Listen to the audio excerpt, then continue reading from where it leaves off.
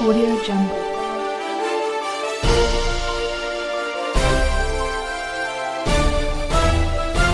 Audio Jungle.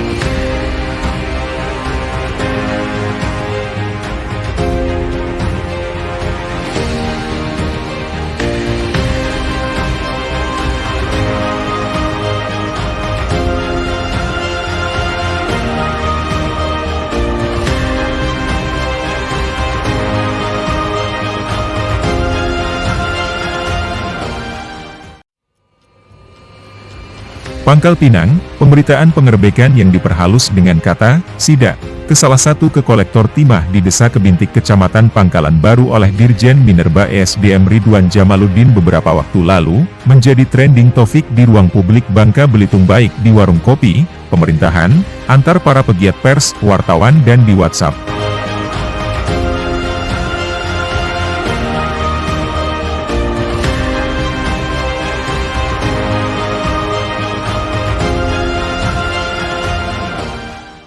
Menurut Ricky Permana selaku Ketua Kantor KBO Babel dalam siaran persnya menegaskan pro dan kontra atau berkepihakan bukan saja terjadi antar kubu kolektor, pihak pun APH di Bangka Belitung sepertinya terbawa dalam permainan jaringan, mafia tambang, sang kolektor, bahkan sesama masyarakat, insan pun terjadi.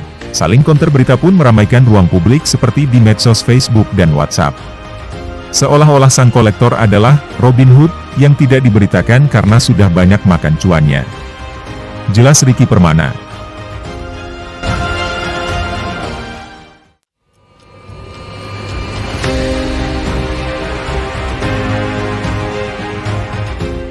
Lebih lanjut Ricky Permana menegaskan, sang kolektor timah pun dibuat gerah atas pemberitaan sejumlah media online di Babel yang dianggap tidak berimbang. Puncaknya, sang kolektor timah melalui kuasa hukum, pengacara, akhirnya melaporkan sejumlah pimpret wartawan kepada kepolisian, Polda Kep Babel, dengan delik aduan, wartawan dan media yang menaikkan berita sang kolektor telah melakukan pencemaran nama baik dan pelanggaran Undang-Undang Informasi dan Transaksi Elektronik.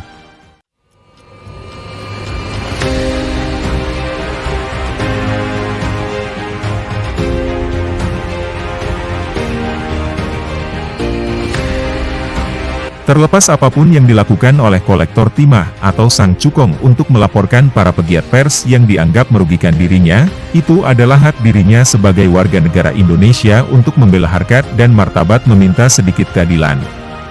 Tentunya, kami pun berkeyakinan media online dan pimpinan redaksi, Pimpret, sudah menaikkan berita ini tentunya sudah memegang informasi yang akurat dari narasumber, data dan bukti pendukung lainnya.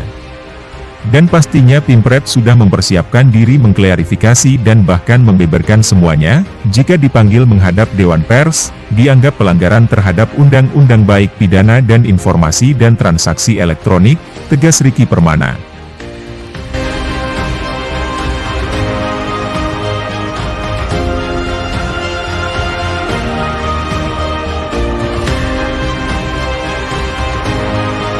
Di sisi lain Ricky Permana menjelaskan suatu pemberitaan yang tidak berimbang hal biasa saja dalam sengketa pemberitaan bagi para pegiat pers, jurnalis Indonesia yang diadukan oleh masyarakat kepada Dewan Pers dan Dewan Pers Independen. Disinilah kita dapat belajar proses hukum delik sengketa pemberitaan, selain wartawan itu dilindungi Undang-Undang Pers Nomor 40 Tahun 1999, dan juga tak kalah pentingnya ada perjanjian kerja sama PKS tentang perlindungan kemerdekaan pers.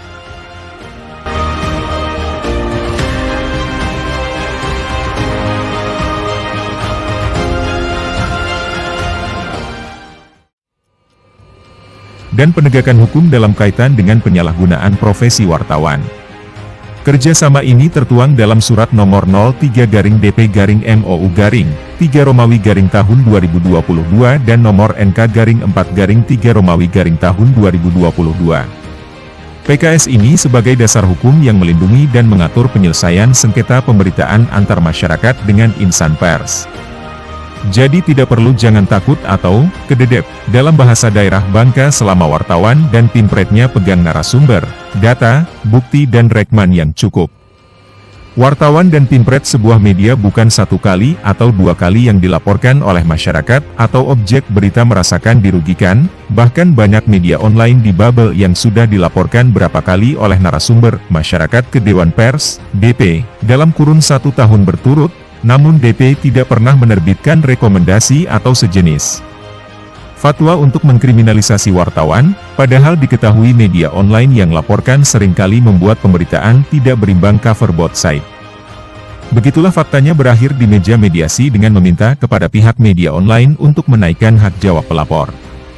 Sebagai ilustrasi saja, seorang masyarakat yang sebut preman pun masih dilindungi oleh Dewan Pers, kendati sudah dilaporkan ke pihak kepolisian, bahkan sempat melakukan penganiayaan dan pengancaman terhadap wartawan, padahal ada pasal menghalang-halangi tupoksi seorang wartawan sesuai dalam Undang-Undang Nomor 40 Tahun 1999 tentang Pers.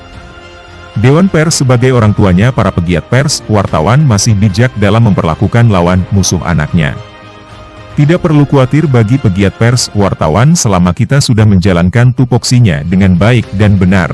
DP sebagai orang tua kita akan tidak membiarkan dizolim, apalagi faktanya. Pemberitaan tersebut membantu pemerintah dan aparat penegak hukum, APH, dalam mengungkap kasus yang merugikan negara seperti kasus mafia tambang yang terjadi di negeri serumpun Sebalai.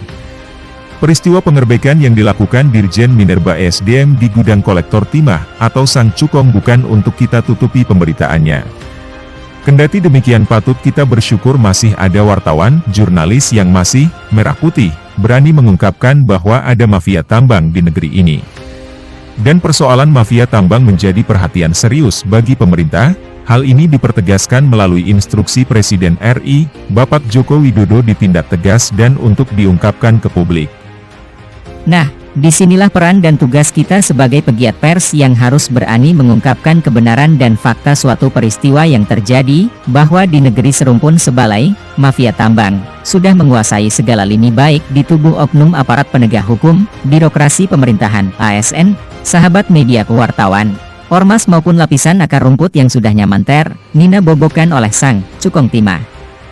Kendati cuan, Sang Cukong dapat membayar mahal para pendekar hukum, advokat, pengacara, untuk menuntut Pimpret wartawan atas pemberitaan dengan tuduhan pasal pencemaran nama baik, dan Undang-Undang Informasi dan Transaksi Elektronik. Yakinlah selama Anda benar dan cukup data dan bukti jangan gentar terus, gaspol, kalian tidak sendirian, masih banyak sahabat wartawan, jurnalis yang merah putih dan berempati. Ilustrasinya, Sambo, seorang jenderal apa yang tidak ia kuasai, semua ada dari mulai cuan sampai kekuasaan, namun akhirnya ia pun jatuh dan vonis hukuman mati oleh sang hakim, masak negara akan berpihak kepada seorang, Cukong timah, yang jelas merugikan negara. Jangan khawatir sahabat pers, kalian tidak sendirian dalam berjuang untuk membongkar jaringan mafia tambang karena masih banyak orang-orang yang baik dan jujur di negeri ini, serta masih merah putih. Dan kita harus yakin Negara Kesatuan Republik Indonesia, NKRI, tidak akan kalah melawan para pelaku kejahatan seperti mafia tambang.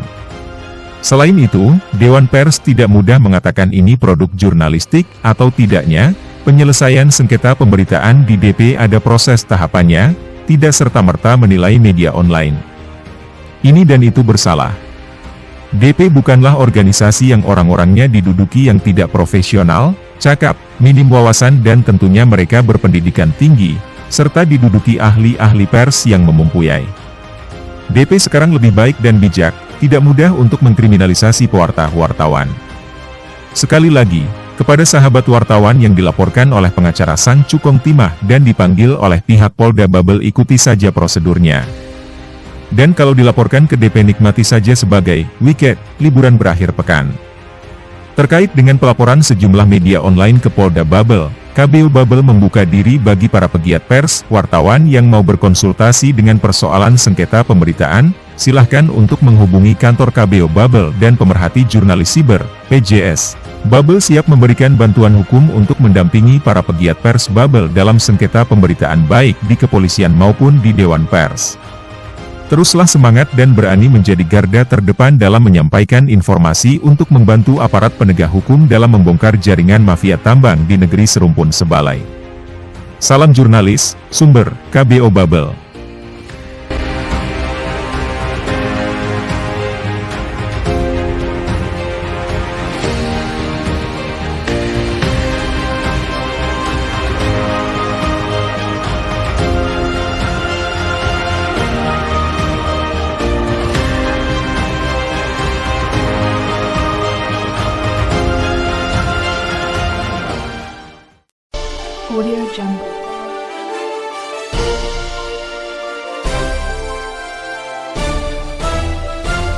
Audio Jungle.